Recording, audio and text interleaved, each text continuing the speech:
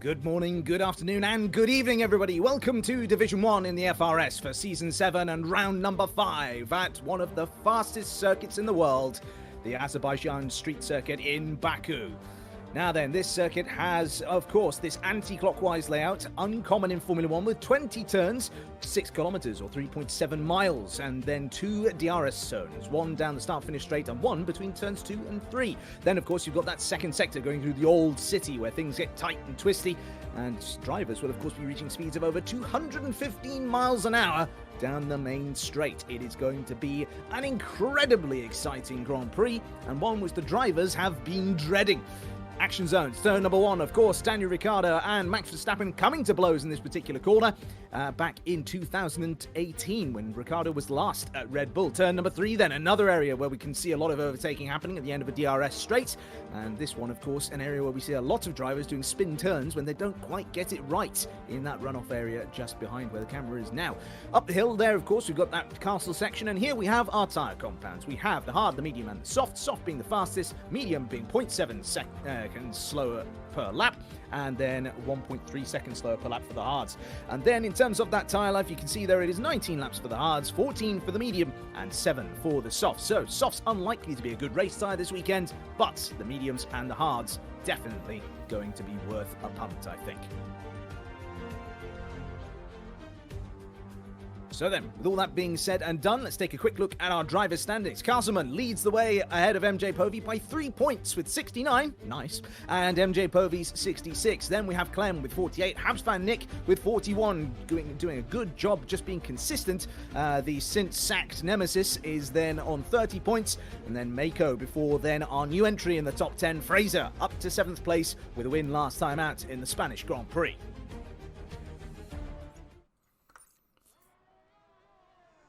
So, down to the circuit we go then. My name is Daniel Gilligan, and alongside me in the virtual commentary box is the completely unflappable Sean Provenza. Sean Provenza, who, as of Imola, of course, as he mentioned last time, is a race winner, and I've watched it. Sean, how are you doing?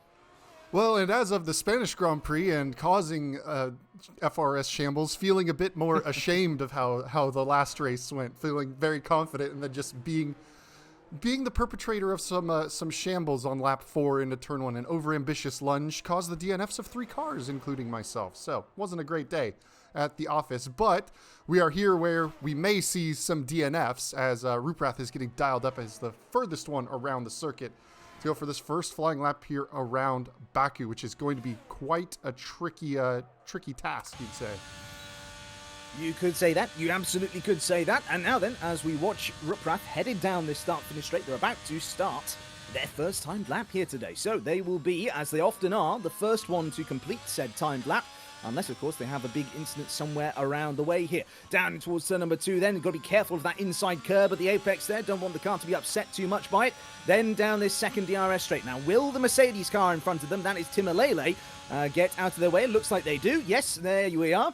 And Ruprath goes right around their outside. Crusoe is already out of this session, and they have completely binned it at the end of their outlap. And you can see there on the track map, we've got those yellow flags headed into that final part of the lap and start of the new lap, really. So unfortunate for Crusoe, but back of the grid in a full grid here today. 20 cars taking part in this Division 1 race. Certainly looks like things are hotting up now that Formula 1 is back.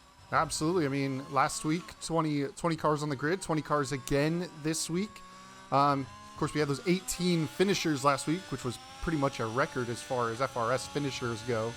And should be a tough one to get that kind of numbers around here. But here comes MMO. Do they go with the esports jump line that has been good? Well, I don't think it's been good since about 2020 game. We'll see. They've kind of raised those curbs a little bit. But we'll see if somebody's daring enough to go for that turn 15 hop. Absolutely, we will wait and see then, but for Ruprath, it's through the last few proper corners here on the circuit, then this right-hand kink. It's a bit like Austria's turn 2, not really much for a corner in a Formula 1 car. And now then, down the back straight, DRS open, and now up towards the line we go. What is our first time on the board is a 1:40.4 from Ruprath, and that opens up our first order of the day. Clem, though, goes ahead and beats that by half a second, a 39.9, and then Povey goes even faster still with a 39.2. Then we start to see Mako making their time in as well. They're at 40.6. We've got F50 with a 40.2 and Chicken Sucker with a 40.3. Yeah, aside from Povey putting it well clear of the field, pretty tight field spread from those coming in as Queasy Pluto goes into that mid 1 minute 40s kind of range as well. A lot going on and some yellow flags as people are trying to get out of the way down into turn 3, it looks like, on the map. We'll see if we can pick up, I think Timalele is about ahead of this pack, who was on that outlap, as we saw, moving out of the way of Ruprath. So he should be on a flyer himself. We'll see what kind of health check he's got as he comes towards the tricky, tight right-hander that leads into the castle section.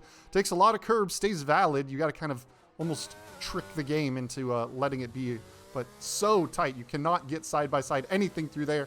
And if there is a league that is famous for trying to go side-by-side through there, it is the FRS. It is indeed. I mean, we're also the league that seems to think that Eau Rouge is an overtaking spot as well. And I say that in full knowledge that I am guilty of attempting such a move. And it not going particularly badly the first time I tried it. And then the second time, it was curtains. But it doesn't seem to be curtains so far for Timalele. It's a purple second sector there, though that could just be the game giving us the purple second sector glitch, and up through the gears, then up through the speed on the speedometer on the head of their steering wheel, and now down towards the last start-finish straights once more. Up to the line. It seems like an age down here as you get up to speeds of near that 215 miles an hour, and across the line they go, and surprisingly for Timalele, quite far down the order, 141.1. Well, he has been out for the last couple of weeks, so might not have a lot of seat time just yet in this one.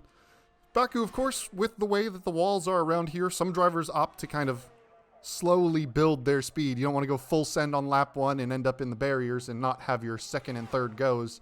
Of course, this only one qualifying session, 18 minutes, as Alfie goes up into those mid 1 minute 40s and joins that whole pack of drivers. I believe there's Castleman leading the group on the way into the pits, so might be a little bit of a breather in the action as drivers are in the pits. It looks like maybe Queasy is just now pulling out for an outlap, or no, that's Alfie going on his in-lap.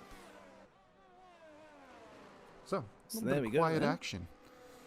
A bit quiet indeed, yeah. It looks like Queasy's really attacking the first couple of corners, though. Through that Alfa Romeo goes, and, I mean, they've not got a full battery. They've only got half, so I don't think that they're really going to be in a position to go for a full attack lap here, and those tyres have done 2 laps already, of course. So I think this is maybe just a very quick in-lap here. I'd be surprised if it were anything else, to be perfectly honest with you. We've now got Clone Rishi, Luke, and Daredevil all on outlaps too. And so Queasy has improved by a quarter of a second in the first sector off of his previous best time. So he's definitely pelting one around here, and maybe a big mistake in the first sector for him. He's still on the attack, so maybe even without ideal battery, I mean, 35%, he's in a section that's going to gain him a little bit.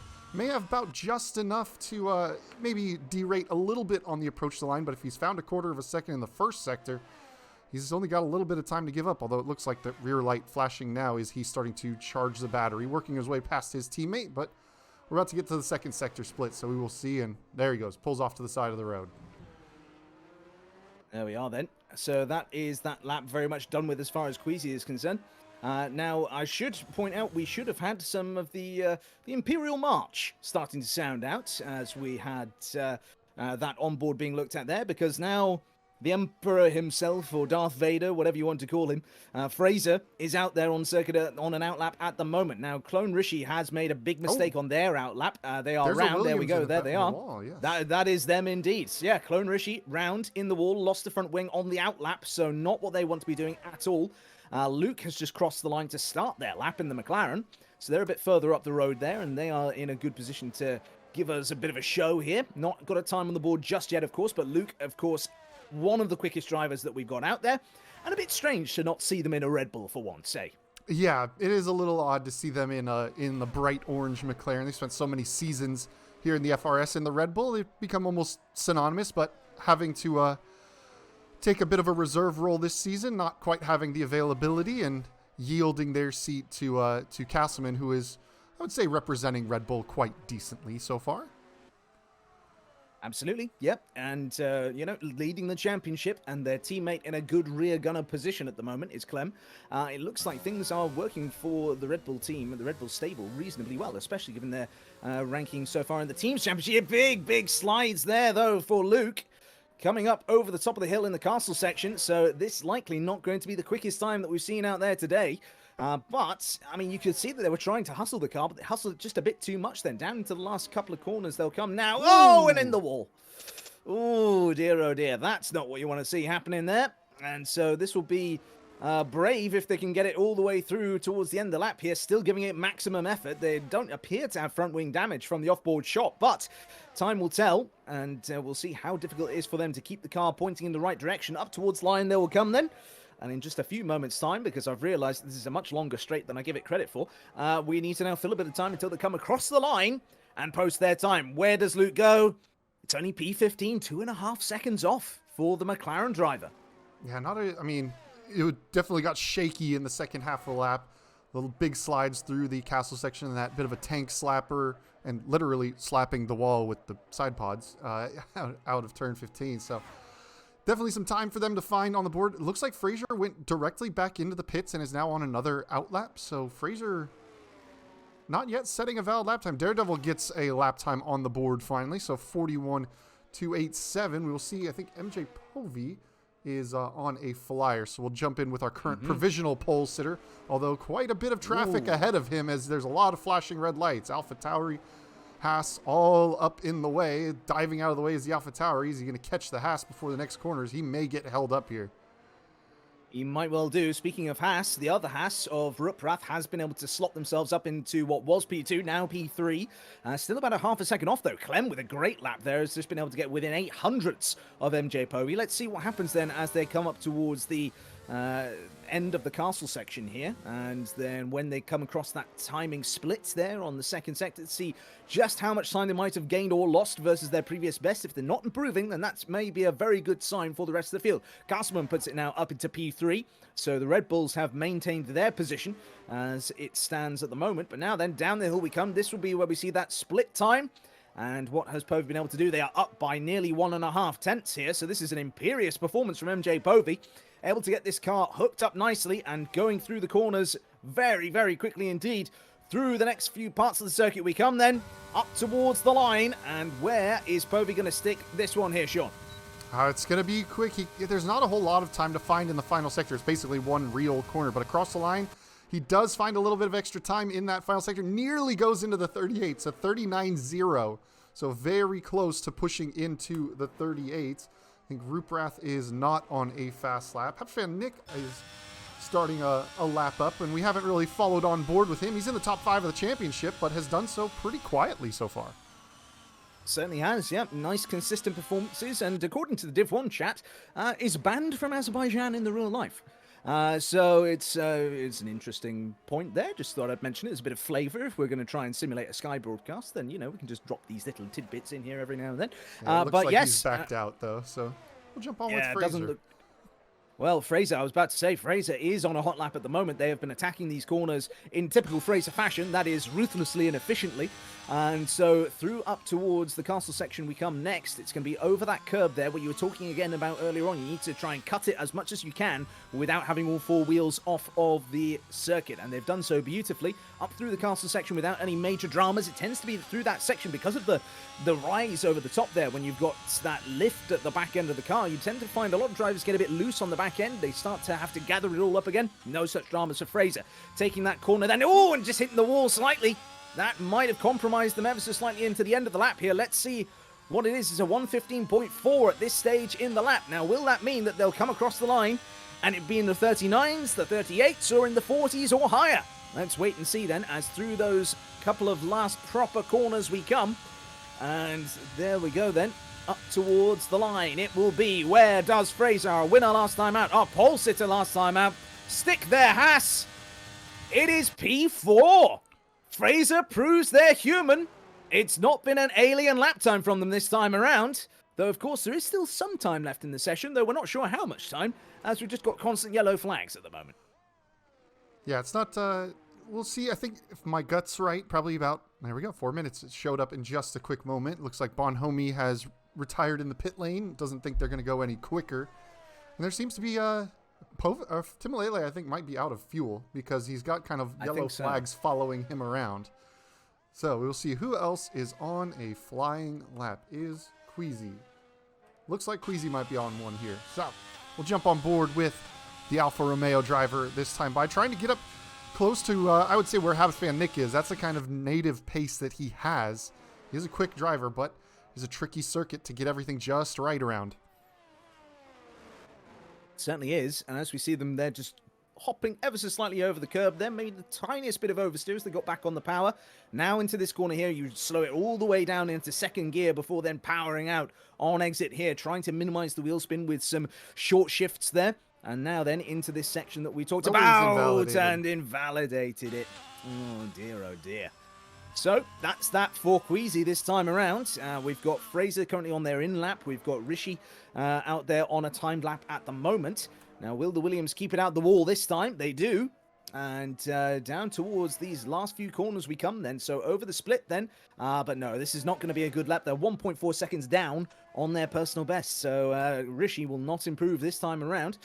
So we can take a look elsewhere on this grid. At the moment, Wild Poros seems to be on a... Just nope, they starting are one. Finishing their out lap. Yeah, exactly. So there we are then. 2.5 minutes left to go, so any drivers that are going to set a final lap time better get out of the pits quickly, and you can see some cars already pouring out of the pit exit right ahead of Wild Poros into turn 2 there. Just have to navigate a few of those cars coming out, and now you can see the timing sheet lighting up with outlap all over the place. Absolutely you can. And, of course, they will all disappear at an unhelpful time whilst the driver's in the third sector, but not after they've started a flying lap. So it's, just Codemasters doing Codemasters things, I suppose. And so, yeah, we continue to watch with the Ferrari then. While Poros, of course, making a great bit of headway in the last race, was able to really be sticking it up there with the sharp end of the field. Was the faster of the two Ferrari drivers even. And Nick, of course, has been right up there all season long. Maybe not there in terms of overall highest pace available and gunning for the wins necessarily, but always there to take advantage of anyone who makes a mistake or gets the strategy wrong. So, interesting to see then where Poros will be able to put it after this one. And as we start to go through this back section of the circuit here then, where we just have left, and then the really tight left-hander here at the end of this sort of mini straight, I suppose you could say, before back down the hill. Where does Poros end up going here with this? Well, it's a big improvement over their previous time. It's 0.8 up, but 0.8 up still puts them around about 1.6 seconds off of the ultimate pace. So right now, the best that they're going to do is improved by just one position, unless there's a huge amount of time that they can drag out here in the final sector, which, as you mentioned earlier on, Sean, very difficult to do given the nature of this final sector. Up towards the line we come then, and Wild Poros, it is P12, so a bit of an improvement over just rising up to P15, but still over a second away. That's not the sort of form that we saw from the last time out. No, not quite, and they did get some help with starting on an alternate tire compared to the rest of the leaders, but we'll jump on board. Clem looked to be the first of our lead pack that started their flying lap, so we'll see how they're doing. Well, about one more corner before we get to see their first kind of time check at the first sector split. Are they finding the time they need? 0.3. That's putting them right there with Povey. There it is indeed. Yep, that's a very good opening first sector from Clem.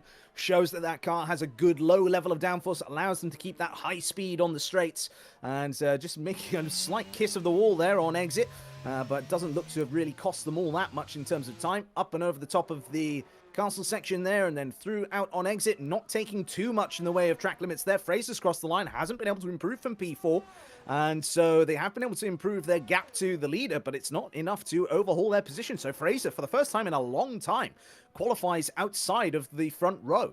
I can't remember the last time that happened, to be honest with you. 0.4 up now is Clem. So Clem, provided there's no mistake here in this final sector, will go provisionally fastest, but then we will see their teammates, that being Major Castleman. We might also see Habs Van Nick, who might be able to pull something special out. You never know. And then MJ Povey. That is the order of who will follow Clem across the line here. Up to the line they go then. The Red Bull driver goes. Provisional P1. 4.25 improvement on their personal best. Over 1/10 faster than what Povey has been able to get sorted out there. Povey's coming up to the line now, and then Castleman just ahead of them. Castleman improves, but does not manage to get a faster time in a better position, rather. And now MJ Povey comes across the line and puts them all back in their place. Gets ahead of Clem by over 1.5 tenths of a second.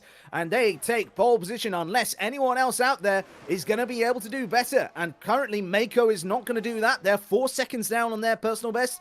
Chicken Sucker comes across the line and does a great lap from Chicken Sucker in the Aston Martin. Displaces Major Castleman from that clean side of the grid. And that means that it'll be a second row start for Chicken Sucker. Great effort from the Aston Martin driver there. Timilele, another driver on a lap, but it's 20 seconds down on their personal best. So that then just leaves Gali, who is 12.5 seconds down. Absolutely. So that seems to be it as far as qualifying is concerned. Sean, talk us through it. Well, I mean, Chicken Sucker came out of nowhere. A fantastic lap from him to split the Red Bulls. Clem put in an incredible lap to take away the provisional pole from Povey, but Povey responded immediately, was just a few corners behind. It was very tight up front, and Fraser mistiming his final run by just a couple of seconds. Basically, as soon as the checkered flag came out, he crossed the line about 2 seconds too late, didn't get that last run in, and so now he's starting in P5. So there we are then. Fraser down in P5, the third row. I think that's even longer that we last saw Fraser qualifying outside the first 2 rows, never mind just the front one. And so, yeah, here is your order after qualifying, folks. It is MJ Povey, then Clem, and Chicken Sucker, Major Castleman, Fraser, Ruprath, Mako, Daredevil, Luke, Hapsfan Nick, F50, Timilele, Bonhomi, Wild Porus, Queasy Pluto, Gali, Alfie, and then we'll have to confirm the rest of that order for you in just a moment's time. Yeah, tricky circuit, but drivers, Div 1 showing Div 1 pace, and earlier it was, the mid 39s, and we got into the mid 38s to get that pole position, but here is the rest of the lineup as we can now see who else is everywhere else. Exactly, yes we can. So, Alfie in 17th, then Clone Rishi, FRS Elliott, and then, oh dear, Cruzo. All the way down in B20, and I must say, Cruzo de Cesaris is an awfully apt name for the way their qualifying session ended, given that their namesake, of course, Andrea de Cesaris, was known as Andrea de Crasheris by certain teams and drivers and media personalities in Formula 1 back when they were driving. So Cruzo, unfortunately, emulating the worst part of a Formula 1 driver there as we go through qualifying. But I can see in the chat there that we've got some predictions of Cruzo last to first challenge going on here today. So if they're able to go ahead and do that, keep themselves alert on a street circuit, then you never know. Maybe they will pull something out of the bag. Yeah, there's going to need to be probably some significant shambles amongst the top 15 for that. But, Cruzo can be interesting. It looks like somebody has indeed readied up rather rapidly. So Division 1 continues not to learn. Division 2 has nailed down the concept of don't ready up till people say they're ready in the Discord. Div 1, still struggling with it. Div 1 drivers who are not wanting to listen to everybody else. They're just too fast in every situation. I know. They're too fast. Too fast in every situation. Oh dear, I don't think they're going to appreciate you for that. Too late. Unless they can, until they can stop clicking go race and hold up. They're gonna get heat. Dear oh dear, premature pressing of buttons. Then it seems. Bonhomi ETX in 13th, the only driver on soft compound tires. An interesting choice. Now it's a 26 lap race. We know the hards can do about 19 laps around here. A soft hard is not a terrible choice. Granted, they'll only last about 5 laps at real pelting it out speed, but early safety car gets the soft tires off, gets onto the hard tire. It could be an interesting decision, but rest of the field looks to be an interesting mix of a lot of mediums, a few hard tire runners. Povey in pole position, opting for the mediums. It's a very short run to the braking zone of turn 1 as opposed to last week, which was a very long run. So it's only about 100 meters or so from the pole position box to where you need to turn into turn 1. So you're basically on the throttle, on the brakes almost immediately, especially with the surface of your front tires getting cold as you sit on the grid, and there's not exactly a whole lot of grip there. But Clem and Chicken Sucker on the hards, Castleman on the mediums, and Fraser going for the hards of the top 5. Interesting strategies all around. Of course, if we get an early race safety car, then that will benefit the hard tyre runners in particular. Will reduce the amount of time and distance that the medium tyre runners can get ahead to then try and overcut, or undercut, I should say, those hard tyre runners. And, well, IAG in the chat giving us their strategic breakdown of the race here at Baku. Apparently the optimal strategy will be medium hard, medium soft, soft, soft, medium. So there we go. It looks as though, judging by IAG's prediction, the likes of Clem, Chicken Sucker, and Fraser are all on the wrong tyre.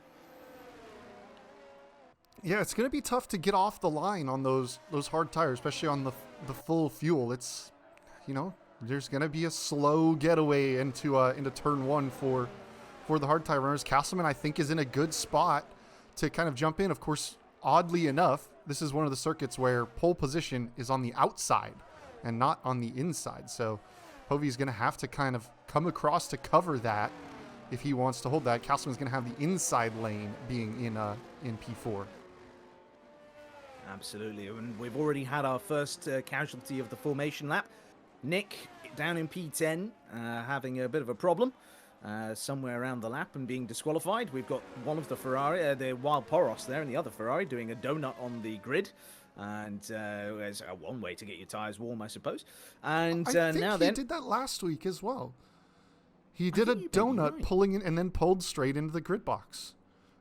I think it's a purposeful strategy, which I seemed to work last week pretty well. Certainly did. Now we got 1, 2, 3, 4, 5 red lights. Lights out, and it's go, go, go, and Povey gets a good start off of the line. It's an even better start, though, for Clem. Look at that! Clem up the inside into turn number 1, and they take the lead of the Azerbaijan Grand Prix straight to the start, and there's carnage in the background. There's one of the Alpha Tauris round, I think it's Bonhomie, and they have gone absolutely the wrong way there, but it looks as though the majority of drivers have actually been able to avoid that incident somehow, spectacularly, although there's a big group of cars now that have separated off of the back there. Cruzo's fallen down the order. There's a bunch of cars there, all going very slowly indeed. Luke has been able to get themselves up the way. Fraser's been able to get past Chicken Sucker, as has their teammate Ruprath as well. The two German drivers in the Haas is working together at the moment and working well to get past Chicken Sucker. Horrible start for the Aston driver, who tries to get it back up the inside of Ruprath, but we all know Ruprath is a harsh defender. And so they won't be having any of that nonsense. Absolutely not. And it looks like for Chicken Sucker, they're just getting eaten up by those on medium tyres who have just so much more grip than they do at this early stage. Not side by side in the castle section. Surely not. No, next round. Oh, they just get too much on the power. And that means then we've got a car sat in the middle of the castle section. It is Chicken Sucker who's going to have to sit and wait for everybody to come past them before they can start to reverse. And oh dear, their car has ghosted now. I thought we'd banned ghosting in Division 1, but there we go. And then away they go. The game just does it regardless, even if ghosting is turned off. There's a VSC called, so there's some cleaning up to do. I think Mako lost in the entirety of his front wing into turn 1 there.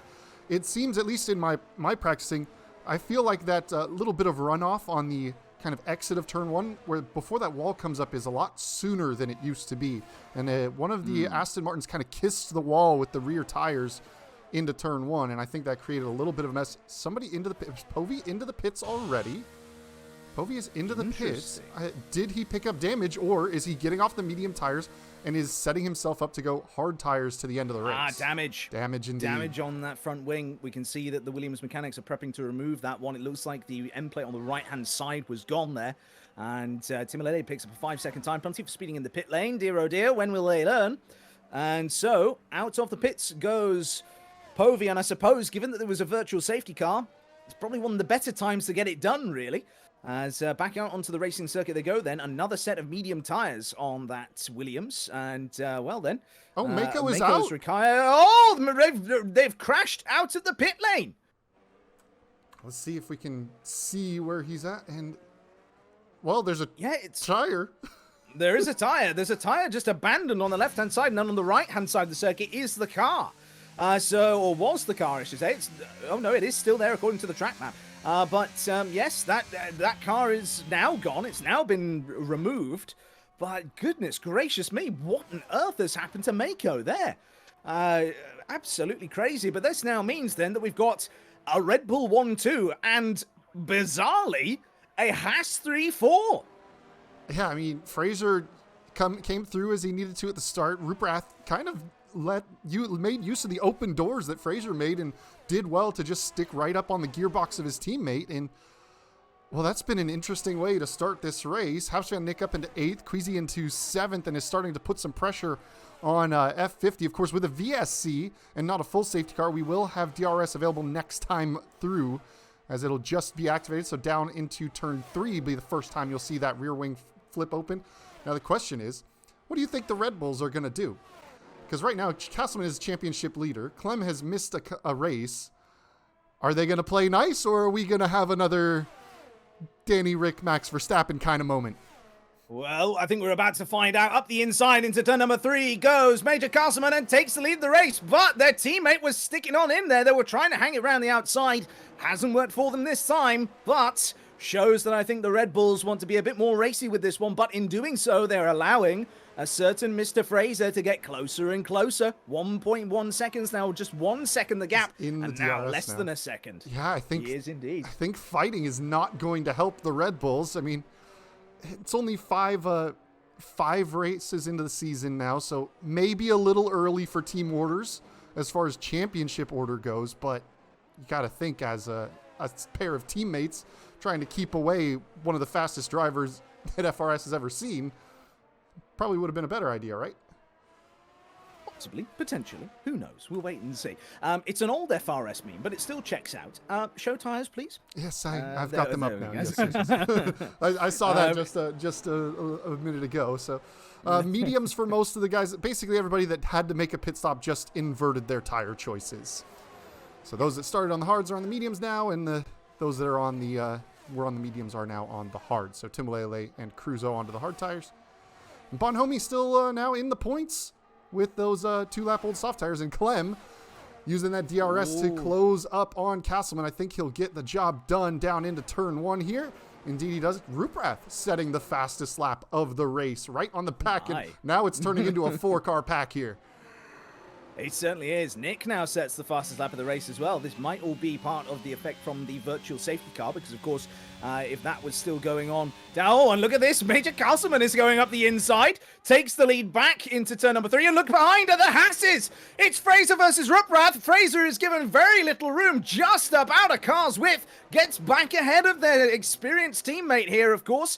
Certainly in this season, Ruprath much more experienced than Fraser. This is only Fraser's second race back, but could this be that Fraser's being challenged by a teammate? This has not really happened for a long, long time. Yeah, but it has cost them quite a bit of time to the Red Bulls ahead. Now 2 seconds the gap between the Haas and the Red Bull group. So maybe not the best. Again, we were talking about Red Bull trying to work together to stay away from Fraser. Maybe the Haas's need to work together and maybe just stay line astern and wait for the Red Bulls to potentially shamble themselves. Absolutely, but we all know Fraser, we all know Ruprath. Both of them are drivers who want to go absolutely hell for leather, get the car with the most performance out of it that they possibly can, and go for the big results. It just so happens to be that for Fraser, those big results have come much more often in their FRS career than they have for Ruprath. Ruprath has, generally speaking, and I say this with all the love in the world, not been the most consistent of drivers. And so, therefore, when they've shown good amounts of pace, sometimes they then ended up struggling as a result elsewhere. And now, as we go onto the back straight, it's similar gaps between both the Red Bulls and the Hasses, about 7/10 between them. DRS open for both cars. First of all, with the Red Bulls, we take a look.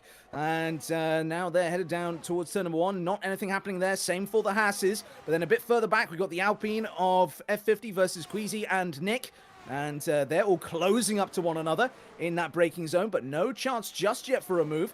And once again, just a bit further up the road here, there's some stuff happening, but Nick now is having a look as well. There's too much going on. I can't look at all the action that's going on here, Sean. But we'll stick with this fight that's on screen right now. We've got Nick then just lurking in the background as F50 closes in on Queasy Pluto. Will they have a chance up into turn number 3? No, they don't. Not this time. Luke now sets the fastest lap of the race in their McLaren. And so this is maybe a start of a little bit of a Luke renaissance there. So no way I could find Luke and renaissance in the same word, but there we go. And so as they go through this next tight and twisty section of the circuit here, then we're still on this battle. I must say, F50 impressing me after last week. Had a couple of mistakes here and there, of course, but generally speaking showed very good pace. And you were telling us, of course, last week as well, about that pedigree that they've had within the Xbox Championship in seasons past. Yeah, they're definitely a quick driver. I'm sure just kind of getting back up to grips. They, just kind of rejoining us. And there was a yellow flag in turn 1 from one of the McLarens. I think that's probably Cruzo, but a couple things to note on the other battles. One, Luke set that fastest lap of the race on the medium tires, did it without DRS. He was nowhere near anybody to get the DRS help, which is worth quite a bit down these straights. But also amongst the lead pack, the teammates are running opposite tires to each other. Castleman on the mediums, Clem on the hards, and vice versa for the Haas pair. Fraser on the hards and Ruprath on the mediums. So even a little bit more intrigue. I think Ruprath might be trying to dial up a move. Oh, there's a full safety car called. Somebody has, I think, gotten stuck up in the castle section. Was that maybe Chicken Sucker? We'll keep an eye on his car. He's going now. There's something going slow, but there has been a full safety car that is called out. And Queasy, F50, and Habsford Nick all dive into the pit lanes together. Yes, they do. And this is going to be a free pit stop for them, provided, of course, they can get themselves back out nice and close to the rest of the leaders. The leaders will have to drive to a safety car delta now, and Queasy loses out in that pit stop phase. They must have had a front wing change or something like that, because they come out behind both F50 and Nick, so both of them inheriting a position there. We've then got Elliot, Alfie up the order as a result of those pit stops. Povey is in for another change of tires, so he's onto the hards now, should be able to go to the end. He's showing with no nose at all. I'm sure that's a graphical glitch. I mean, maybe it's just part of the new Williams upgrade program. They just go for no front wing whatsoever. We're trying to go as low downforce as possible. Yeah, low drag as possible. So that'll be interesting for the rest to see for the rest of the race. Yeah, it's certainly gonna be Williams interesting really from a stewarding point of view. Williams up against the budget cap, can't afford any new front wings. Maybe. Or, hey, I tell you what, maybe it's like the sort of the early 80s, the last time we had ground effect in Formula 1, and you just didn't have front wings because you want to get as much air into those tunnels underneath the car. That could also be the reason. Who knows? A mid-race test of brand new, unproven technologies. MJ Povey running with no front wing. Like, maybe if you just turn it down to 0 front wing in the pit stop, they just don't put one back on. Possibly. I mean, it's entirely possible. We're breaking new ground here in the FRS. Welcome to the latest version of F122. It's still a shambles. Let's hope that F123 is a bit better. Otherwise, I don't think I'll be covering it. But there we go. So, we have then... Now the leaders all coming into the pits, as you would expect, although Fraser stays out on the hard tires. So now there's a double stop for the Red Bulls. Oh, dear. Although I think very little time lost for Clem, just about a second or so of hesitation. So a good run for both of those. I think, though, we'll see. Question is, will they come out ahead of Ruprath? No! Ruprath comes out ahead of Clem, so the double stack for Red Bull has cost them. The fact that, Clem must have known that their teammate was going to come in, surely. So why not back up? Why not create that gap? So then that way, you're going to be able to get fully serviced without having any problems. But as it is then, Clem is out on fresh medium tyres, so they will have the pace advantage over all those around them at the restart here, because everybody else, all the way down to P11, is on hard tyres. Yeah, and that said, though, the hards should be able to go to the end for the race. Hards will get to the end, no problem, but the mediums are only going to be good for about 14 laps tops. Like, they'll start to really fall off around lap 12 or 13. Maybe you can pull the Cruzo last week and pay for all the tire, use all the tire in his 90% tire wear on the mediums because he was praying for a safety car that never, ever, ever came. Bonhomie's onto another set of soft tires. So Bonhomie apparently just wants the fastest tires possible at all times. So interesting choices from a few spots on the grid. But yeah, Fraser, the only one to stay out on those hards. There's only 6 laps on him, so they can still go quite a ways into this race. They certainly can. I mean, we were predicting, 19 laps is what the hards could comfortably run to from race start. So given that we've had one VSC that would have allowed them to just take a little bit of the edge off of those tyres for at least a sector or so of the lap, if not a little bit longer after that lap 1 incident with Chicken Sucker pointed the wrong way in the castle section, that then means that that's a little bit of wear gone from the tyres there. And then also during this full safety car period, of course, and Galley Galley's round at pit exit. And so they've maybe come across whatever problem Mako did as well. That's unfortunate for them, but at least they'll be able to catch onto the back of the safety car there and get up to speed. But yes, anyway, coming back to the point, Fraser then has been behind this safety car for a full lap now. And, of course, was driving around to the Delta the lap before that. So that's a couple of laps there with a bit more tyre saving. And then potentially one more here, and maybe even two. Well, definitely one, maybe two. And, well, given that that's the case then, could it be that Fraser ends up then, I mean, you know, we say all this, and maybe that means that over the course of 3 laps of tyre saving, they only take up 1 lap of life under normal racing conditions? Then you could say that maybe that means then that those times will go to lap 21.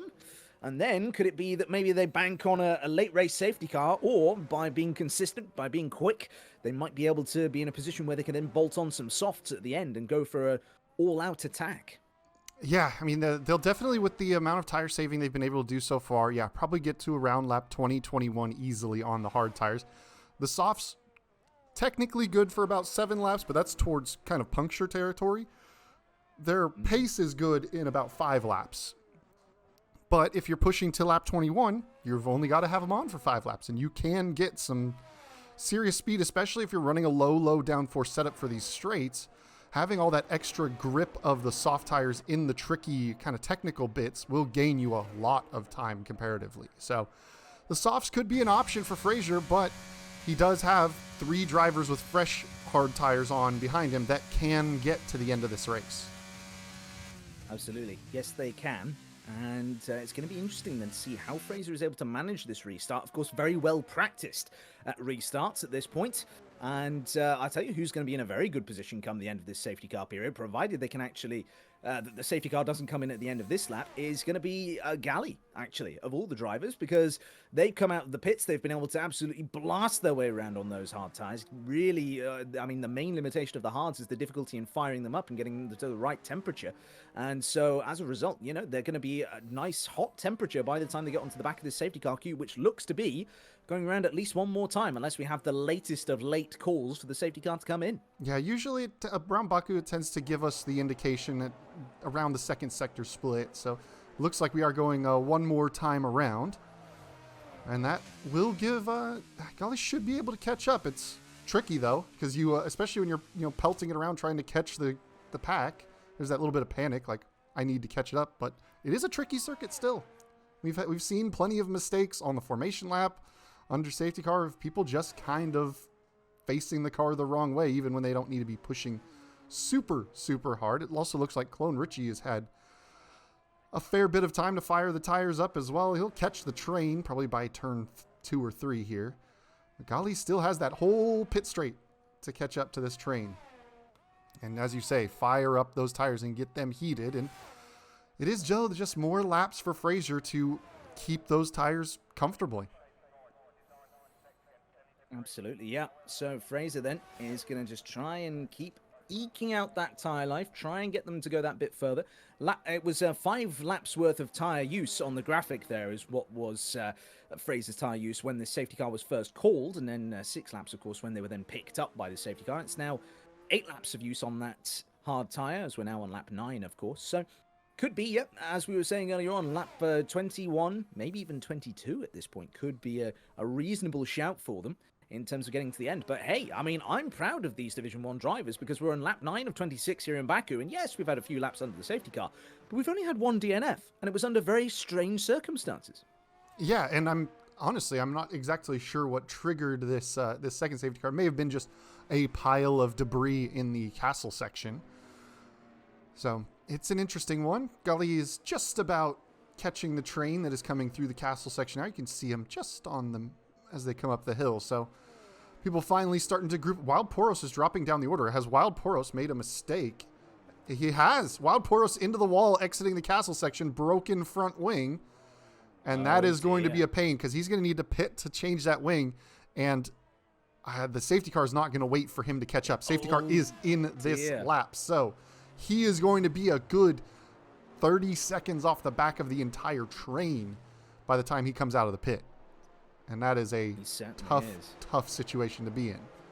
A bitter pill to swallow, I think it's more than fair to say.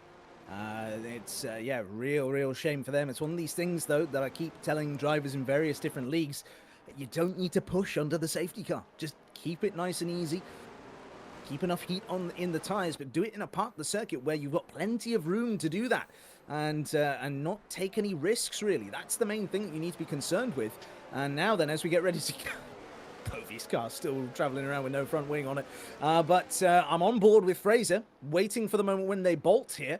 And as we just get ready to go, then that Haas. I mean, I feel for Fraser. They go now. They go now, and down the front straight we go, and it is racing once again here in Baku, and up towards turn number 1 we go then, and it looks like it might be a change between Clem and, not Ruprath, no, Ruprath goes deep, and that then means that Clem is able to easily drive around the outside of them, and now Major Castleman is looking very closely at the back of Fraser's Haas. Now, is there going to be any attempt at an overtake here before they get down towards turn number 3? I don't know, but I wouldn't put it past Castleman at this stage. They've gotten very close, certainly, but no move materializing at this stage. So, Castleman, then Clem, then Ruprath, all behind Fraser. Then we've got F50, Habsfan Nick, Queasy Pluto, Alfie, Daredevil making their way up the field, and having just gotten their way past MJ Povey. Povey falling down the order. Oh, Bonomi round, and Povey's been overtaken again, this time by Chicken Sucker. Into the slow section here, but Povey might have the cutback here. Look at this move here. This is absolutely fantastic racing. Bonomi gets a 5-second time penalty for a severe collision. Now up the inside goes MJ Povey, and they manage to just skip across that curb there. But now up to the castle section they go. They're not going to try it side by side here. No, they don't. No chance of a Charles Leclerc I am stupid moment. Not this time, at least. And now then, as they go up and over the end of the castle section, this is probably going to be Povey's worst nightmare. They've lost positions and lost time to the cars in front. And have no front wing, apparently. And have no front wing. I was going to say, can you I am stupid in the castle section if you don't have a nose to run into the wall? Like, does that help? Well, I mean, it's an interesting question. Timolele is out, and it looks like he's collected Cruzo. Cruzo has no front wing. There's a full safety car called. Again. Well, and the person thanking the most for this is Wild Poros, because he was well off the back. Hopefully he's... Looks like they've got the car cleared, but now he's going to get right back up and just needs to stay clean. And I think Fraser has come in, yes. So. And Major Castleman. Interestingly, the Red Bull driver deciding that they want to come in again. This time for a set of medium tyres on their car. Fraser comes in also for a set of mediums. Ruprath is going to come in, and there's a double stack at Haas. Oh, they're going to be held up there, and then the new tyres are getting ready. The mechanics getting ready. They raise the car up, then mediums go on to Ruprath, but this is going to be major loss of time for them. Oh, he's got a new front wing also a new front wing too. Yeah, lots of repair work being done for Ruprath. That means they've lost buckets of time. Poros even potentially threatening to go past them here, but not quite. As they come out the pits then. And Poros then jumping up several positions after, as you say, that mistake that they made under safety car last time around. And so once again, then we go around behind the safety car. Now Clem leads the way with a set of medium tyres. And then there's a few bodies between them and those who they were fighting earlier on. We've got F50, we've got Nick, we've got Queasy Pluto and Elliot and Alfie and Daredevil and Povey and Luke. All of that top 10 except for Fraser and Clem on hard tyres that can probably go to the end of this race quite comfortably. They don't need to pit again, and they know it. So Fraser and Castleman and Ruprath, and to a degree really now Wild Poros, all need to do a huge amount of overtaking if they want to get anywhere close to Clem and try and then take back the lead of this race. This could be a great opportunity for Clem to take a shock win here today. Yeah, it's a lot of work to do for Fraser and Castleman to get past all these hard tire runners. Clem, I think, is going to have the pace to kind of ease away from this group at the start of the stint, but they've already had those tires on, granted under a few laps under safety car conditions, but it's still taking life out of those, and they are going to be pretty degraded by the end. I think if Fraser and Castleman can kind of work their way lap on lap past these hard tire runners while the mediums are still good, they might catch a Clem who's on fading tires by the end of this race. But of course, they do have to overtake all of these other cars, and depending on the wing levels that some of these other drivers are running, if somebody's running a very low downforce setup, it can be almost impossible to make a move stick even with DRS because they're just so quick in a straight line. Absolutely. Yep, you are totally right there.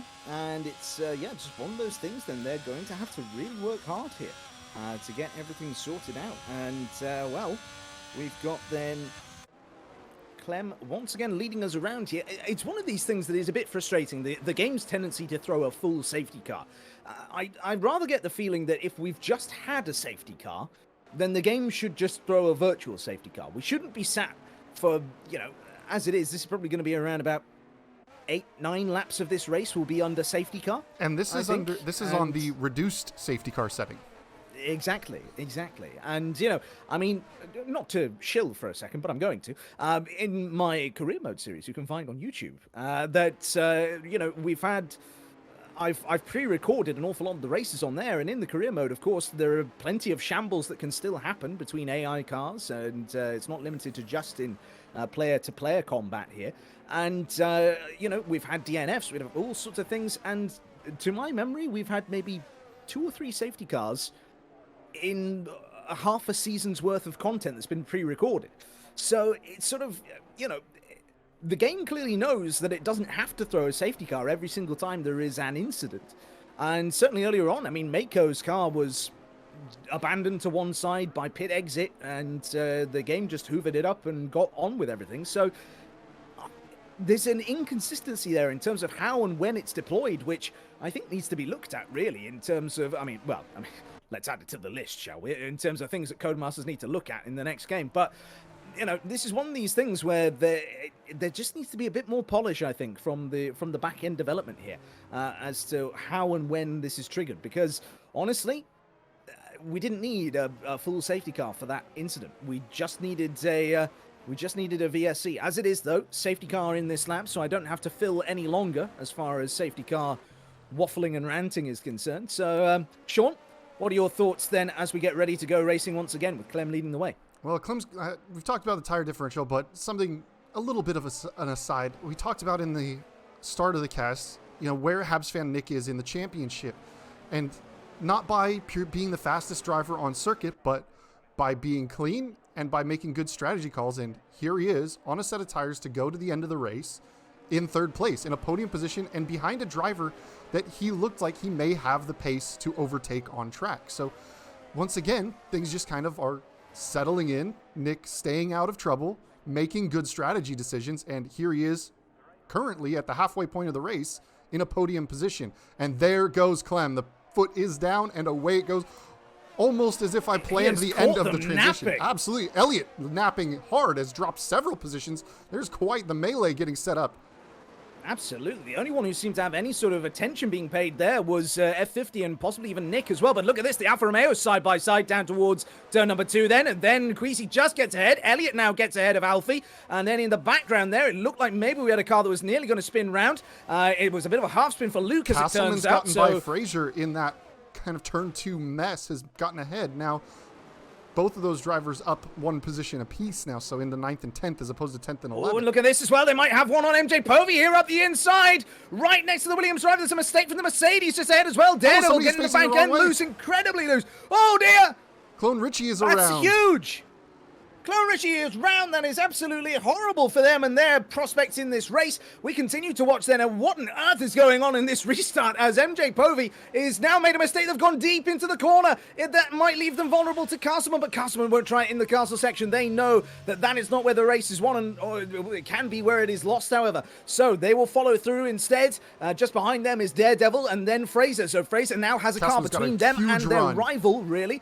Castleman, a huge run up towards now, and look at this then, almost getting alongside Povey there down the back straight here, but not quite making it work. Through the section they go then, tiptoeing through that left-hander as they then start to go back down the hill. Of course, that is a real problem corner where you can see an awful lot of incidents. Up the inside of Daredevil, so he's getting back up to the back of Castleman now, and they're going to go side by side, I think. Oh, no, Daredevil tucks back in. They think that virtue is the better part of valor, and so it's going to be Fraser up into P9 and Castleman just ahead. But Castleman versus Povey, I can tell you without spoiling the levels of battery they're on, both drivers absolutely hammering that overtake button to try and either preserve or make a position. And just up ahead, Alfie is trying to have it go on Elliott as well. Look at this then. The Alfa Romeo is now really headed down towards turn number 2. They've just lost a bit of time to the AlphaTauri. And now then... He had the exit maybe too close to get the power down. Yeah, absolutely. I completely agree with you. And now as they go down that back straight, then look at this, Castleman at the inside on MJ Povey on the brakes, medium tyres versus hard tyres, and they get that move done on the Williams. Now then, will Povey be unsettled enough that that's going to open the door to Fraser? Not Alfie this is time. pushing Elliott through the corners. Bonhomie is out in turn 3. He's hit the wall. Oh dear, turn 3, that does tend to be a bit less of a problem zone as far as the game is concerned, and we've only got 2 more cars to come through on this lap, so hopefully that doesn't cause a safety car, either virtual or real. And Fraser up the inside of Povey now Bonhomie into turn 7 headed, and he's going to get the job done before the castle. That's He's got tight it right-hander. done! Brilliant move from Fraser, absolutely stunning driving from our double champion of PC Division 1. Full safety car, somebody's crashed not and stopped again. up the entirety. No, somebody's Clone crashed. Rishi. Clone Richie, yeah. Yep. And that is another Lost the car. And every And time we've that got this another happens, safety car. it hurts Clem. They built a 3-second advantage to the group ahead. Yeah. Or group behind, and now... This is what I'm saying. We don't need a full safety car for this. This is a virtual safety car at best. And this has ruined what otherwise would have been a very entertaining conclusion to the race. But as it is now, Castleman and Fraser have made up so much ground on tyres that are that bit younger, and of course that softer compound, they can now save them even more during this safety car period, so there's definitely no doubts that they'll be able to get to the end of the race, which means they'll now hold an advantage over all the hard tyre runners in front, who are now starting to go into the pits as well, so F50's in the pits, yeah, it just means now that we are robbed really of what otherwise would have been a good race. Now hopefully what is to come is going to continue to be a good race, but yeah, it's been ruined somewhat by this trigger-happy attitude from the developers as to when safety cars putting a need to wing be back on. deployed. We'll see if it stays. We will. This time. So he has picked up some damage, and there we it go. does. He's got the wing back. We're good. Fantastic. Do you know, it's sort of weirdly perverse seeing a Formula 1 car driving without It's its weird. nose on. But there we are. It's back on now. That's the main thing. And a new set of medium tyre. Well, not a new set, but in fact a used set. A set that has been used for precisely 1 lap for MJ Povey. So not quite as fresh as the 2 cars in front of them. But given that they were the pole man earlier on, you'd hope for their sake that they'll be able to go and sort things out there. Clone Rishi is now retired from the session in the pit lane. So that's that. And well, now we've got to just sit behind the safety car for a bit longer. Now, I'm particularly pleased with the performances of Habs Van Nick and Queasy Pluto here today.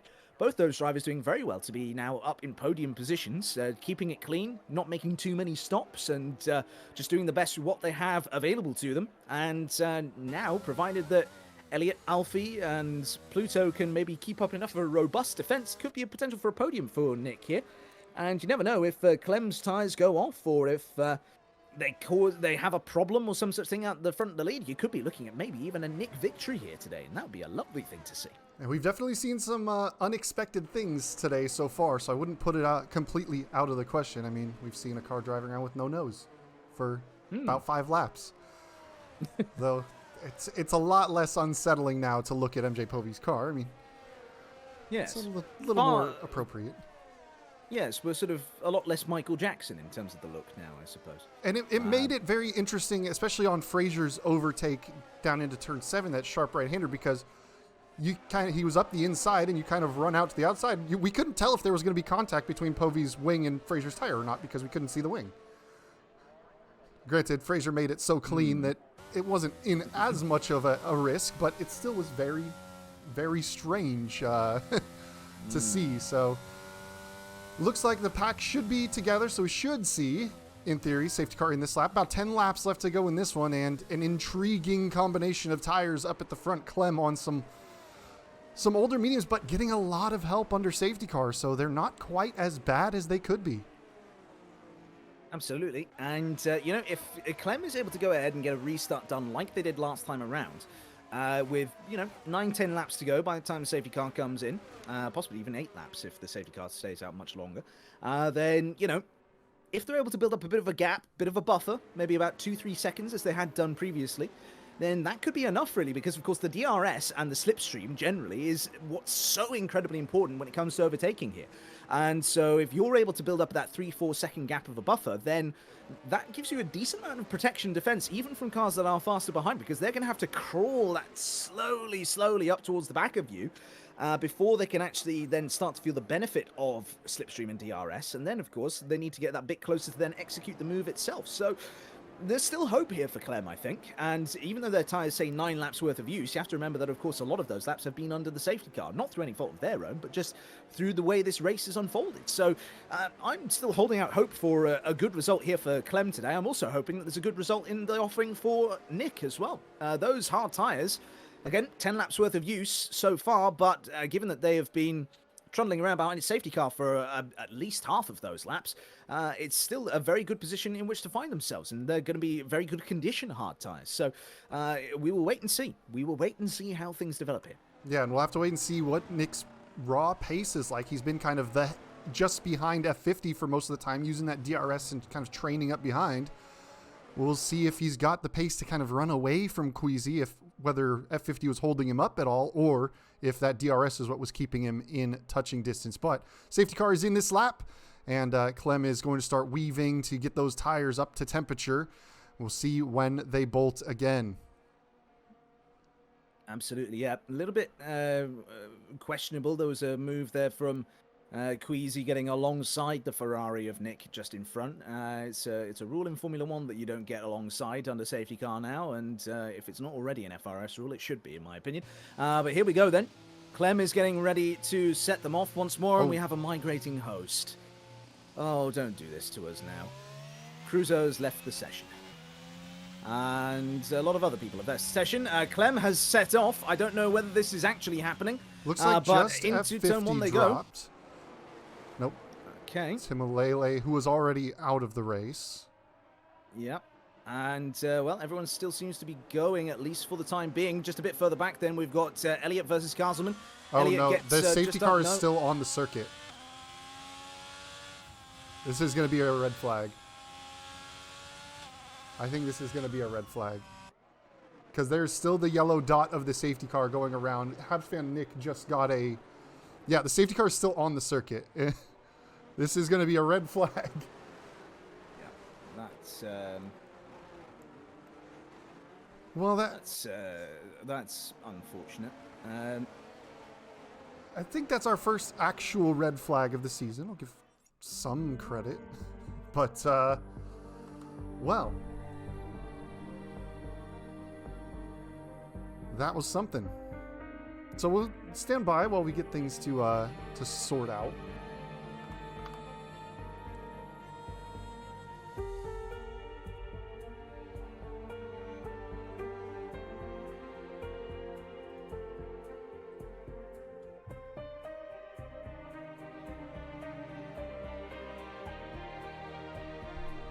Okay, well, I do think that might be one of our first... We did have a lobby remake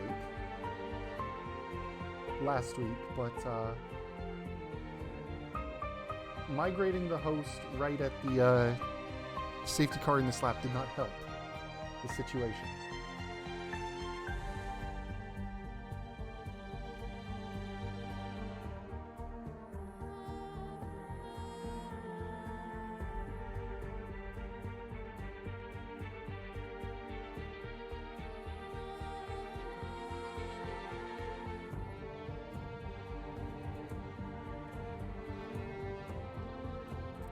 It's definitely a slow one. Well, so we've had 3 safety cars and a VSC. That's pretty much already the...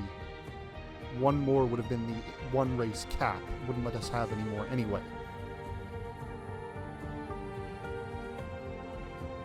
Yes. I agree. And I'm going to mention that to Fraser, that we had hit the 1 session cap already. Alright, stand by. I'm going to mute us for just a minute while we get things sorted out. We'll be right back with you, but no, let's just enjoy the championship thing.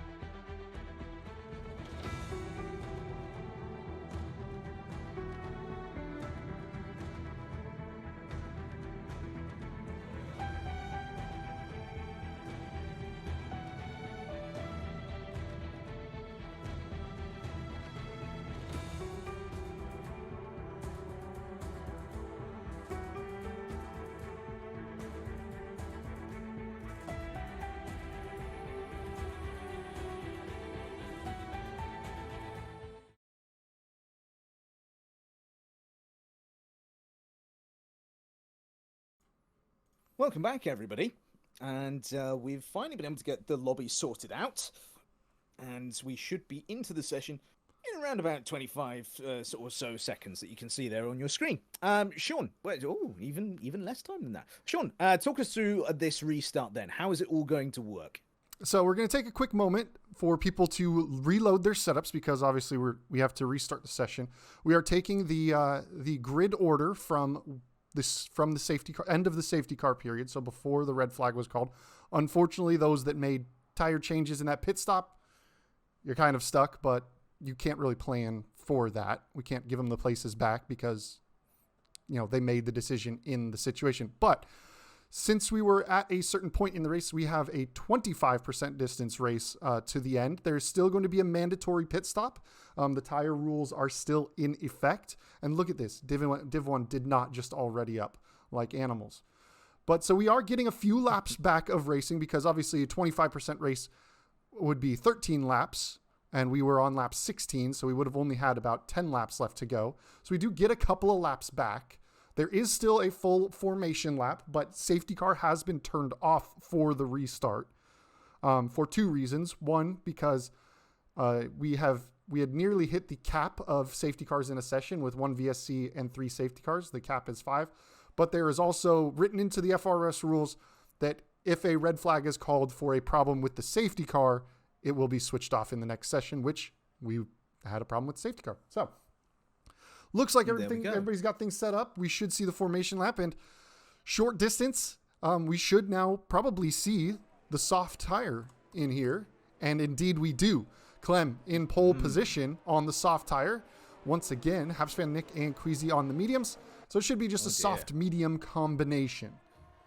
Nick has left the session, apparently. It's not a great start. It's not a great start, especially given that I was rooting for them in this one. I was hoping to screen my special Ferrari has won phrase, which I have not been able to say yet in the FRS. I don't think I've ever seen a Ferrari win a race in either PC Division 1 or, of course, in this season. I might have that wrong. I don't know. But there we go then. So Nick needs to jump back into the session. There they are. They're back in now. So that's what we like to see. And yes, and then everybody on the stream got to see me re-invite him. Exactly. Yes, we get to see the inner workings of the F1 game, courtesy of your fantastic hand on the controls, I guess. And in the classic Jimmy Broadbent fashion, still no mouse support. You have to do everything with keyboard clicks, which that's not the worst, but it is kind of annoying when you just want to use a mouse to click on an invite. Would be great, but that would require effort and hard work from the people at Codemasters, and we know that they're allergic to such a thing. So, as we watch them all start to circulate round again and get ready to grid up, we have 16 drivers, because of course there were only 16 cars remaining in that race. And as we get ready for the start then, Clem has really gone full pelt on this formation lap. They are coming up to the last couple of proper corners now, and Nick has only just gotten round the corner at the start of Sector 3.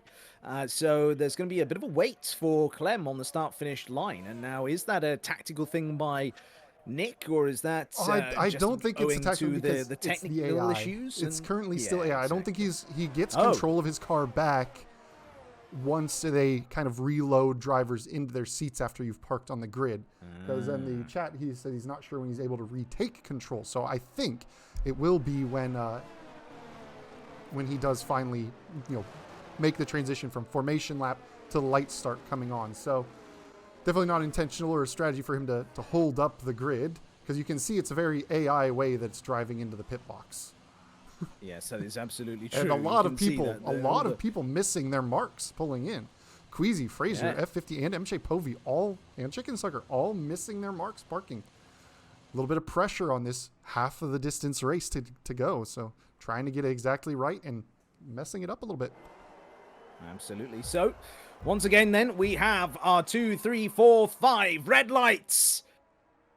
Lights out, and it's go, go, go, and this time it's a much better start for Clem than it was before. Nick gets bogged down, and they then try and defend into turn number 1. They've been hit by the Alfa Romeos, and that is absolute travesty for Habs fan Nick. They had started so well in the first race, gotten into such a good position, And now then, they find themselves down the and there's order a big at the back crash of at the the back. field. Big crash back there. What on earth has gone on? We've got Nick going slowly. We've got Galley going slowly. Chicken Sucker, Wild Porous, Cruzo, and Ruprath all involved in that, it seems. And then a big gap up to then Daredevil Fraser a bit further up challenging the around road. the outside. It's 3 wide. Fraser, Queasy, and Castleman all going side by side. Castleman not trying to let Fraser get out of his sight. Fraser doing very well on those soft tires to get ahead, but Clem getting everything he needs. A big mistake from Nick getting the power down on the exit of turn 1. Had that big swapper in, of course, with the entire field stacked up behind him. And looks like Castleman's made a bit of a mistake. He's dropped back of Queasy and lost the position to F50. Absolutely, yep. There's in the chat there, it said that something that I certainly missed. Ruprath doing a reset to track. That is, of course, not allowed. So there will be a punishment coming their way, and I can confirm that one for you. But Clem then comes through the last couple of corners of the circuit, really, the last proper ones anyway, and they have a 3.2 second lead, a scarcely believable 3.2 second lead, as we watch Alfie trying to stick close with Elliott in front, and of course keep Fraser at bay. But Fraser has no front wing on their car, or at least according to the graphics on my screen they don't. Can you confirm that? It looks like it's not a whole missing nose like Povey. It looks like he's pulled into off the the pits. side. Yeah, there is a missing front wing for Fraser. Now, he did start on the softs, and the way the 25% distances work, you can basically drive the mediums the entire race. So he can make that change and get right back up there. But that is a huge problem for him. Absolutely, and where he, of course, was our race winner last time out. A lot of cars in the pits now as well. Ruprath is also in, and it might be a double stack at Haas, possibly. Yep, they still haven't quite gotten Fraser at service yet. Away he goes now. And now then Ruprath comes into the box, they get everything ready, and they then start to send them on their way. Castleman, then we can see, is still having a good scrap here with Queasy Pluto. They are desperate to get by that Alfa Romeo, who of course has that tyre longevity on their side, if not ultimate raw pace. And this is the thing though, it's not just in the 50% races, but the 25% as well. That soft tyre is only ever really good for the first maybe 2, 3, 4 laps maybe. So realistically, Castleman needs to get this move done very quickly indeed, before then a quick sharp move onto the medium tyre, and then hopefully get to the end of the race without incident. As it is though, their teammate Clem has disappeared off into the distance. 4.4 seconds ahead of Elliott now, who has a 1.2 second lead over Alfie. Their teammate Queasy Pluto now just within DRS, as Major Castleman is trying to get closer and effect a pass on them. Of course, no DRS just yet on this lap. It will be enabled next lap. And of course, the first opportunity to use that will be between turns 2 and 3, with the detection zone being between turns 1 and 2. So that's all coming up. Looks like at the moment, Alfie will be the first who will be able to make use of that, as they've been able to catch up to Elliott in that beginning of the last sector, end of the second. And now as we go down to the start-finish straight, here we go then. They are getting closer and closer all the time. No, actually, now that we're on the main straight, they're losing time, in fact, to Elliott. Castleman into the could pit be lanes. through the corners. They're struggling. And Castleman in the pit. Oh, dear. The Red Bull is in. What on earth has happened? I think they're just trying to get off of these soft tires quickly at this point. Because mediums go on. I don't think there was any damage on Castleman or Povey. No. I think they just want to get rid of Chicken Sucker and Cruzo onto the hards, which you don't usually see in the 25% distance races. But onto the hards they go. As hard as they go. Maybe they're just not aware of the fact that those mediums can pretty much do the distance. That could be something to take into consideration possibly there. But Povey and Castleman then, 2 very quick stops from the Red Bull and Williams mechanics, and this then of course means they could now be on for the mother of all undercuts here. They are 8.9 seconds off the back of Wild Porous, who is in turn 6 seconds off the back of Luke, and then that's where you start to see that very small gap of field spread all the way up to then the gap between Clem and Elliott in first and second respectively, where it's now 5.9, 6.1 seconds between those 2 cars. So realistically, if Castleman and Povey can really get the hammer down, get onto the back of Luke, maybe then get past the McLaren reasonably easily, given that the softs will have died after the few laps it will take for them to get there, then it could be that we end up seeing them just being able to put in lap after lap after lap, and maybe even get Clem on a massive undercut here. But then, of course, Clem will have the benefit of those tyres in much better condition. Now, though, onto the back straight we go with Alfie versus Elliott, and those two very close together. Ruprath went the entire first race without getting any penalties at all. Now has been able to pick up a 3-second time penalty after just 3 laps of competition. Not even 3 laps really for them. They're not that close around the lane. And into the pits go Elliott and Alfie. Queasy Pluto continues, as does Clem. Queasy, of course, has that availability to do so. They're on the medium tire. They've got a great opportunity now to just go around and then go for a grippy softs at the end of the race. And yeah, F50 continuing on, as does Luke. Then Wild Poros on the mediums too. Now then, Alfie and Elliot, they will come out. Whereabouts will they be relative to Major Castleman? This is going to be interesting on pit exit here. As out they come, they're just behind. Alfie and Elliot come out just behind Castleman, but just ahead of MJ Povey. This is absolutely incredible. Now then, we're going to see what Povey can do on those warmed-up tyres versus those in front, who of course have the colder tyres. And DRS open for the two cars, for all three cars in this train. Povey moves to the inside of Elliot, though, gets the move done on the Alpha Tauri, and now needs to get their sights set on the Alfa Romeo. It looks like they might even do it. No, not into this corner, but the Alpha goes deep. Alpha goes very deep indeed, and that then opens the door for MJ Povey. And past they go. Over to you, Sean. Wow, MJ Povey's really quick when his car's got a nose attached to it, but yeah, it looked like he might have gotten Alfie a little earlier because there was a little bit of a mistake on corner exit from the Alpha, but Alpha and the Alfie, I just kind of put that together. That's going to hurt my brain a little bit. But yeah, Castleman and Povey making inroads on Clem. I think it's about a 19 to 21 second time loss in the pits here. Right now, 23 seconds the gap from Castleman to Clem, 26 to Povey. But of course, Castleman and Povey are 1-2 in the championship, running line astern here, although a couple seconds separating them. Povey able to get those moves done on Alfie and Elliot quick enough to not lose too much ground to Castleman. Now we'll keep an eye out. Clem still stays out, has not yet made their pit stop. And now Cruzo, next one to pick up a 3-second time penalty. So looks like driver's pushing a little hard. Luke and F50 into the pit. Oh, Luke picking up 5 seconds for speeding on the way into the pit lane. So that's a big mistake from them. Now Clem, the only driver still on the circuit with a set of soft tires bolted onto that car. Castleman, fastest lap of the race now, and he is slowly reeling in his teammate. There could be some fireworks at the end of this one. It certainly could indeed then. So Povey we're looking at the moment in P5. Alfie then just behind on those slightly younger tyres, just by one lap of course. DRS also open on the Alfa Romeo, but they're still losing time to Povey down this straight. Now, has Povey been deploying ERS there in order to try and improve their position? I'm not sure. I wasn't on board with them during that. Certainly no red flashing light has become almost a commonplace when Povey has been in a good fight here. Big slide. Big slide there, yeah, massive slide from Luke, and Fraser then manages to take advantage of that, moves up into P8 ahead of the McLaren. Elliot then is trying to then get themselves into a better position here too. They're trying to just get a bit closer to Alfie as they were ahead of them prior to the stops, but then of course overtaken by the Alfa Romeo in that stop phase, and now the Alfa is very close to the back of Povey of course, but it's just been losing 10th after 10th. It's just clouted the wall as well, so I don't know if that's damage there on the Alfa Romeo. But certainly not the way they would have wanted things to happen there. So Luke then goes down the back straight. They're still very close to the back of Fraser here, still within that DRS window. At present, they're one of only 2 cars in the field that are within the DRS window of the car in front. And Clem into the pits. Last driver to make that pit stop. Now the question is, where do they come out in respect to Castleman? There's Clem going stationary, moving once again on the pit exit. I think he's going to just about hold it. He's got a few seconds of margin. Queasy Pluto goes into the lead of the race.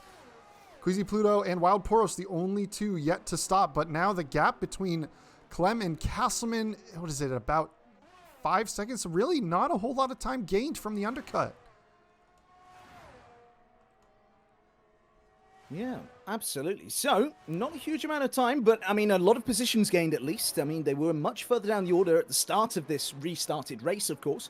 But Clem now looking very much in the driver's seat for a great result here today, provided they can get this gap closed down to Queasy in front, and then that way they are not really any risk of being fought with them for any opportunity on, safety cars and, well, we won't have a safety car, of course, but, on the soft tires later on, if there's a mistake from Clem, of course, that then just will mean they'll be that closer to them as they come out the pits. But Queasy then on for a reasonably good result. But on the start of this particular race, I don't know whether it was either Queasy or Alfie, but one of those 2 Alfa Romeos had that big hit, that side swipe into Nick, which then sent them down the order. Nick's only just come out the pits now for their set of soft tires to go to the end. So I'd imagine that the steam will be pouring out of the bottom of that Ferrari driver, helmets right now. Yeah, looking at the gap to the leader for Queasy. It looks like he might slot in right near his teammate, Alfie, kind of by Elliott. So we'll see when he finally does make that pit stop. Well, I think we are kind of in the window now. He's stayed out another lap, so he's still going. And now Castleman putting some pressure on Wild Poros down the pit straight. Wild Poros yet to stop. Is he coming in? He is indeed coming in. And now Castleman just using that extra bit of DRS, kind of trying to leapfrog. 3.7 seconds now the margin to his teammates. So starting to make some ground and is running away from MJ Povey. Yeah, they're a bit of a mistake into turn number 1. They're seeing some lose time all the way down between turns 1 and 2. That gap now back up to 3.9 seconds there between the two of them. So 3.2 seconds back to Povey, and a mistake from Alfie as well. Alfie comes out of that turn number 2 then. I think they must have just gotten wheel spin on the exit of the corner or something like that and headed towards the wall, managed to keep it out the wall from what I can see. But yeah, it's then ultimately resulted in them losing a bunch of positions. Now down to P9 and on the back of this queue that goes from them up to F50, Luke, Fraser, Elliott. And then, of course, a big gap from them up to Povey in front. Yeah, Ruprath's making another pit stop. But, I mean, just a lap and a half ago, we were saying there was only one battle within 1 second. Now we've got this train of cars as Fraser has attached to the back of Elliott, brought Luke and F50 with him. And now, well, could get a little hairy between this group because I think this is a round where Queasy might kind of slot into when he comes into the pit lane as well. So we could have quite the mess of cars all together right at the end of this one. 7 of 13 laps after this restarted race, and it could get very interesting. But Clem with a comfortable lead over their teammate. 4 seconds the margin. Ruprath is out in turn 3. Of course, safety cars are off, so it'll just be local yellows for this this final end. But Ruprath, after qualifying up in the top 5, that's a tough day to come home with no points. I don't know what's happened to Ruprath there because I went on board with Nick as Nick was coming through so I could see the incident, and they were all the way down in the runoff area for turn number 3.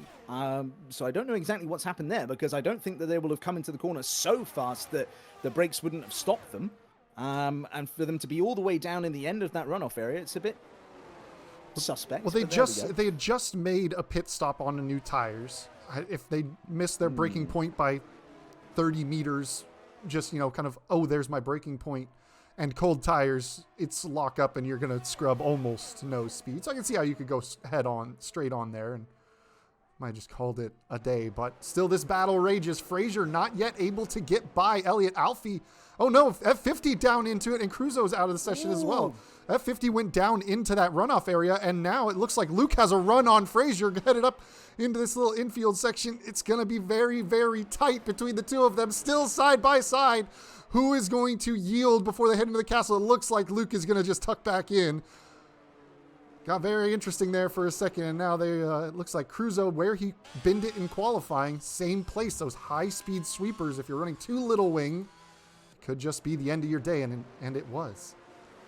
It certainly was. We've got Luke then really hustling that McLaren, trying to get themselves onto terms with Fraser and try and get themselves past the Haas.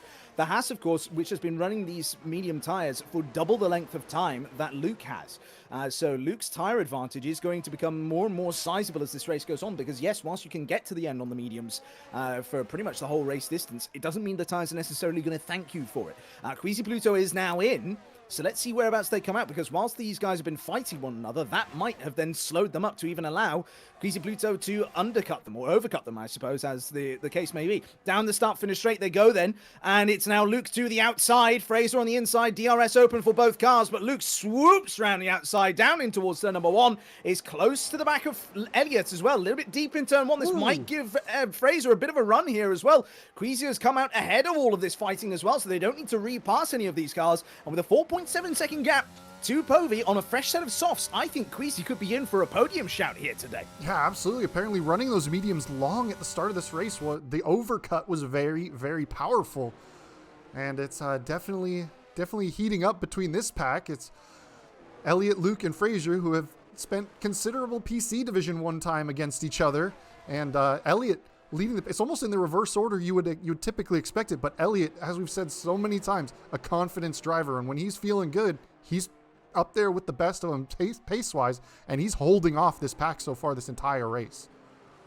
He certainly is, but I tell you what, Elliott is looking slow when you look at the lines being taken by the cars behind, particularly Luke. Luke looks very racy and looks in a very, very good spot. Habs Van Nick has retired in the pit lane, unfortunately for them. It looks like that was a race which they just were not prepared to deal with anymore. So now down to just 13 runners in this one. Elliott is going to try their absolute damnedest to get... the castle section. Out in the castle section. Yep, that's unfortunate for them. That means another place for Gali, who has been sticking this one out regardless. And, you know, if we'd had safety cars switched on, then of course we would have had at least one by now, which would have ruined all the racing that we're seeing here at the moment between those drivers who are not making the mistakes, or at least not making race-ending mistakes, or even race-affecting mistakes, really, like losing a front wing or something like that. So as we now go down towards the first corner, Luke has got that DRS open. That McLaren gets closer to the AlphaTauri, moves to the inside, and job done there for the McLaren driver. They just get apex of turn number one nicely. Don't go too deep in the corner. A little bit of a oversteer on exit. And look at this now, 3 wide. Ooh. And it looks like just a pinch there. I think that Elliott just didn't realize that either Fraser was between them and Luke, or that Luke was still on the outside there, because they just end up sandwiching Fraser between them all. Fraser's now going to try and hang this all the way around the outside of the AlphaTauri, who's got the Alfa Romeo, and Fraser off into the runoff area. They now tumble down the order, down to P10 for our PC Division 1 champion.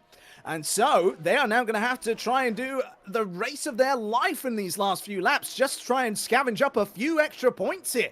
Luke, meanwhile, up into P5, over a second ahead of Elliott now as well. They're in a really good spot here. Queasy Pluto also, over the course of the lap, has been able to get those tyres switched on. That gap extended out to about 5 seconds. Is now down to 3.3. I think we could be looking in for a run to the line here between Queasy and Povey, which could be one for the ages or for the steward room. Yeah, it could get very, very interesting. Down to 3.1 now, 2.7. He's making tons of time in the corners. It's going to be, if those soft tires don't fall off the cliff, he's going to be within Povey's DRS in the last lap or so. And it will get very, very interesting. Of course, with the shortened race distances, the tire degradation is also adjusted. It's not quite exactly twice as much deg, but it is significantly more, especially on the mediums and hards. The softs seem to have a little bit of extra resilience. And there it is, the fastest lap of the race for Queasy Pluto, 41.3, and it's down to 2.3 seconds. But Elliott holding off Alfie, stayed within DRS, but it's not going to be quite close enough to affect the move just yet as they come down into the braking zone for turn 1. Absolutely, yep. So, Alfie then, still in that fight, still trying to make something happen against Elliott here. They will get DRS onto this straight. They were within the DRS detection point there, and so open goes the letterbox on that Alfa Romeo rear wing, but it doesn't look like there's going to be enough straight for them to catch up. A lot of flashing red lights at this late stage in the race as well, but I tell you what, not on the back of either the Williams of MJ Povey or the Alfa Romeo of Queasy Pluto. They are fighting hard, but not using up too much of their battery at this stage, as they now head in towards the old city and part the castle section. Now 1.5 seconds between the pair of them. I think it's not going to be the last lap that they're in the DRS. I think it could be this lap. Yeah, and this is where the softs are going to be stronger than the mediums, that extra just mechanical grip. And you see 0.2 he gained on the exit. Povey seems to be getting a little bit of pace back, but of course you get that extra bit of motivation once you can finally see that car that you're chasing ahead. It's one thing to be looking at the timing tower and going, oh, it's 5 seconds, it's 4 seconds, it's 3 seconds. Once you get that visual, I can see my prey. Now you can see he's basically sliding through that corner, putting down the traction exactly right. 1.1, if he can carry the speed, the detection point is just on the exit. I think he's going to come up just a little short. Yeah. Yep, I think you're absolutely right there, unless that was a visual glitch or some such thing. Nope, no rear wing opening up on that Alfa Romeo, so not this lap as it turns out, but there we start to see those flashing red lights. Should be noted that came on for Povey first, then for Queasy. So into turn 1 they go then. Queasy now 1.2 seconds back. So Povey clearly deploying that ERS, trying to just make sure they increase the gap there, but that's not really where they need to be worried. I think they need to be worried instead about the end of this lap and through the castle section once again, and where those heavy braking zones are. So here into turn 3, this is going to be another area I would imagine that Queasy will gain time. Yes, they do. And so then in towards turn number 4 once more. And it's, again, very, very close between them. Yellow flags in the first sector, as we've got Wild Poros going very slowly there. Maybe a mistake out of the pit lane, possibly. They've, no, out of the pit lane, actually. The tyres are far too old for that. But, yeah, a bit of a mistake in turn 1, possibly. I mean, you were talking earlier on about that runoff area in turn 1 and how it tightens up very quickly and sort of juts out the wall at you. So could be that they came afoul of that, but as we go through the castle section for that Alfa Romeo battle, we look now to the Alfa Romeo that is doing the battle with Elliott at the moment and with F50 behind, that being Alfie. The pair of them are just nose to tail with one another, and they are just trying to find the best line through the corners, try and get the maximum speed they can on exit, try and get their cars warmed up and past as quickly as they can. But I tell you one driver who's going to try and get past this time round, it's going to be Queasy Pluto. They are well within that second this time as we go onto the back straight. I feel like Povy's got a lower downforce setup here, but now with DRS, it looks like Pluto may well have a chance here down towards turn number 1. They've got that open once more. Headed down after the Williams. I don't think maybe turn 1 is going to be a suitable place here, but certainly in towards turn 2 is a possibility. And then if not there, turn 3, they could be very close there as well. Let's see how they do down towards turn number 2 as they get onto the brakes. Then that gap has actually opened up here, so maybe those softs have just started to lose that bit of life that they were holding on to give Queasy that competitive edge. Yeah, but this battle, whoa, across the front as there's a mistake from Alfie F50 avoiding that Alfa Romeo and having to leave space on the inside of turn 2. That battle is getting very interesting. Elliott has gained a little bit of time, but not before the detection point. So F50 still getting that DRS out at the front. Clem holds the lead from Castleman from Povey, as it is still pretty much as it is, but the final podium position very much not yet decided, although no more DRS zones available for Queasy. Of course, he gets the run to the line, but he only made about a 1/10 of a second last time he came down the pit straight DRS. I think, like you said, Povey's probably running a lower downforce setup. Queasy's going to have to do it in a more unconventional way, I'd think. Absolutely, yeah. But as we keep one eye at least on that Povey-Queasy Pluto battle, I think we should look towards the front of the field, because coming through the last couple of corners now, the Red Bull has played the restart perfectly, has opened the gap on their teammates in this race as well, and has demonstrated some fine class and fine performance. As up towards the line, little wiggle of the wheel to show their satisfaction. Across the line comes Clem to win the Azerbaijan Grand Prix. Then Major Castleman comes in behind them, and it's not quite going to be the drag race photo finish to the line as Povey and Queasy Pluto come across next in that order. Then it will be Luke in the McLaren across the line first, but will they then keep ahead of Elliott down after podiums are applied? Let's wait and see. Depends how many time penalties it is. It's 5 seconds. Could be they stay ahead by 0.6 of a second here, 0.7 of a second as it is in the end. Elliott, then F50, then Alfie, then Fraser for P9, and then Daredevil, while Poros and Galley will finish out our race order here today, with the rest of the field failing to finish. Yep, definitely not our record number of finishers that we had last week. Big time war of attrition here, but Clem getting the restart just right. Of course, that mistake from Nick kind of caused a big bottleneck, and then the further mistake in the group from turn 2 with Ruprath involved that really opened up some big gaps. Fraser, surprisingly, only 9th after battling with Castleman for so much of this race. And though it does look like Fraser, and we kind of missed it, there was that drag race to the line, though, with Daredevil, and he's saying 1 millisecond the difference. But I guess drivers of the day, huh? I'll let you go first this time, because you usually ask me first. I do usually ask you first, because it gives me a moment to think about my answer. And now I'm playing for time as I try and think of mine. Because honestly, with the two parts that we've had today, for me at least, it's a bit tricky to say.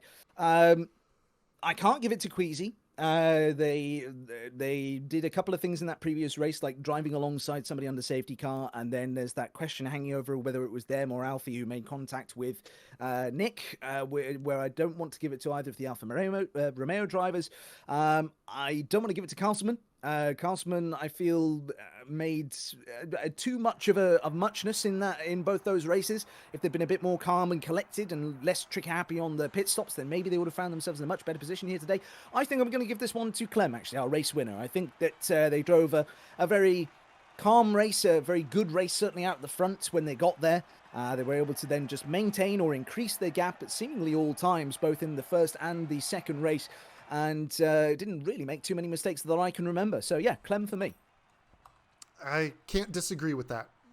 You know, it was a fantastic drive from them the whole day. They caught some people absolutely napping on the safety car restarts during the main race.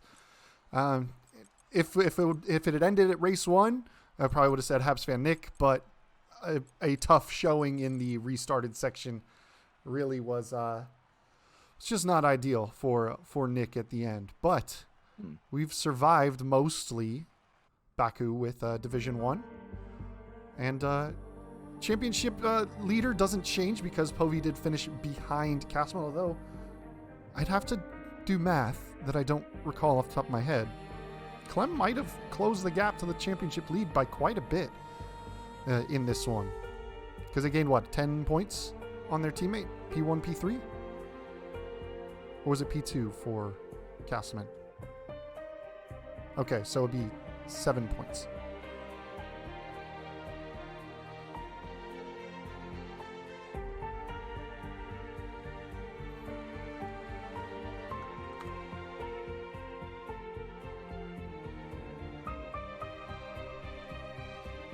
I mean, Baku delivered what we expect Baku to be like all the time anyway. It just does its thing.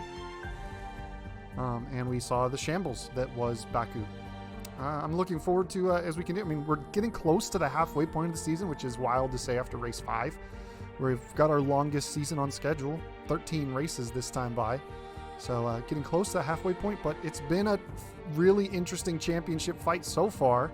I think MJ Povey's got the chance to come back. I'm seeing in the chat that basically from lap 1 onward of every point, he made a mistake in turn 15, made a knock of his wing on the walls, and drove with damage for most of the race. And if he's got that kind of pace with a damaged front wing, I think he's warming himself up for a second half charge.